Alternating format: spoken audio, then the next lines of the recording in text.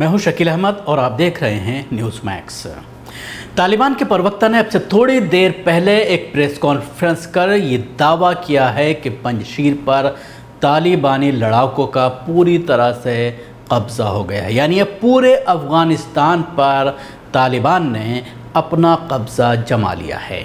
इसके साथ ही उन्होंने ये बताया है, ये इन्फॉर्मेशन दी है कि जल्द ही सरकार का गठन होगा और सरकार के गठन के लिए जो अमेरिका के बड़े विद्रोही हैं 6 ममालिक 6 देश, उनको न्योता दिया गया है, जिसमें तुर्की, चीन, रूस, ईरान, पाकिस्तान और कतर हैं। कतर के अलावा तमाम ही ममालिक, ये कहा जा सकता है जो 5 दूसरे ममालिक का नाम मैंने लिया है शुरू में, उन सबको अमेरिका का विरोधी माना जाता है। और उसके साथ ही जिस तरह से अलायंस की बात जो सामने आई थी, जो नॉर्दर्न अलायंस ने यहाँ पर अफ़गानिस्तान में लड़ाई लड़ी थी, उसमें भी टूट की बात सामने आ रही है और लोग अब कहीं ना कहीं अमेरिका को सुपर पावर मानने को तैयार नहीं है। एक बड़ी सुपर पावर ताकत रशिया के जिस तरह से 25-30 साल पहले टुकड़े हुए थे और ये ताकत पूरी तरह से बिखर गई थी, ख़त्म हो गई थी, इसी तरह से अमेरिका ने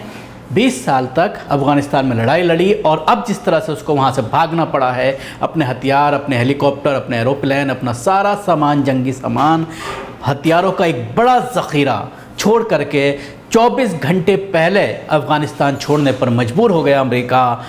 माशी हालात पूरी तरह से तबाह हो गई और पूरी दुनिया में अब ये बहस शुरू हो गई है कि क्या अमेरिका अब सुपर पावर है।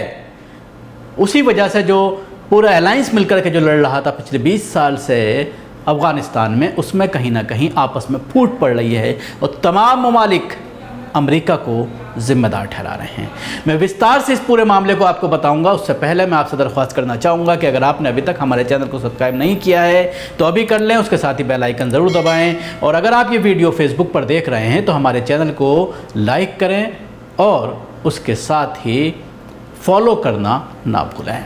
अफ़गानिस्तान की सत्ता पर कब्ज़े के बाद पंजशीर घाटी पर कब्ज़ा जमाने को लेकर तालिबान का अफ़गान नेशनल रेजिस्टेंस फ्रंट के साथ संघर्ष चल रहा है। इसी दौरान तालिबान ने सोमवार को पंजशीर घाटी में पूरी तरह कब्ज़ा करने का दावा किया है। तालिबान का दावा है कि विद्रोह के आखिरी गढ़ पंजशीर पर कब्ज़ा कर लिया गया है। इसके तुरंत बाद नेशनल रेजिस्टेंस फ्रंट ने कहा है कि पंजशीर घाटी में तालिबान के ख़िलाफ़ लड़ाई अभी जारी है।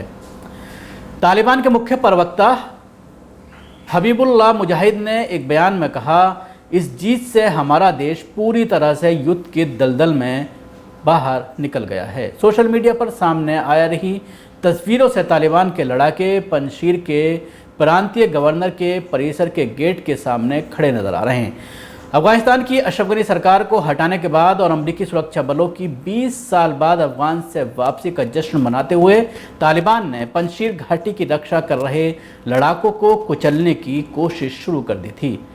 बता दें कि एक दिन पहले अफ़गानिस्तान के उत्तर पूर्वी प्रांत पंजशीर में विद्रोही गुटों के नेता अहमद मसूद ने कहा था कि तालिबान के पंजशीर छोड़ने पर रेजिस्टेंस फोर्स लड़ाई बंद करने और बातचीत शुरू करने के लिए तैयार है। इसके साथ ही तालिबान ने सरकार गठन के दौरान होने वाले कार्यक्रम में चिन्हित देशों में न्योता भेजा है। तालिबान द्वारा तुर्की, चीन, रूस, ईरान, पाकिस्तान और कतर को न्योता भेजा गया है। ये सभी देश लगातार तालिबान का समर्थन करते रहे हैं और जब सरकार बन रही है तो इन्हें न्योता भेजा गया है। तालिबान द्वारा जिन देशों को न्योता भेजा गया है उनमें से कतर को छोड़ दें तो बाकी सभी की किसी न किसी तरह से अमेरिका के साथ अदावत है। अमेरिका ने तालिबान के साथ जो बातचीत की वो भी कतर के दोहा में ही हुई थी। तालिबान पहले ही अमेरिका के वापस लौटने को अपनी जीत बता चुका है। चीन, रूस के साथ अमेरिका की कोल्ड वार जारी है। पाकिस्तान, ईरान पर भी अमेरिका कई तरह के प्रतिबंध लगाता आया है। तुर्की के साथ भी ट्रंप प्रशासन के दौरान हालात आर पार वाले हो गए थे। काबुल के राष्ट्रपति भवन में तालिबान की सरकार का गठन होना तय है। मुल्ला बरदार को तालिबान सरकार का प्रमुख बनाया जा सकता है, जबकि मुल्ला हिब्दुल्लाह अखुंदजादा को सुप्रीम लीडर बनाया जा सकता है।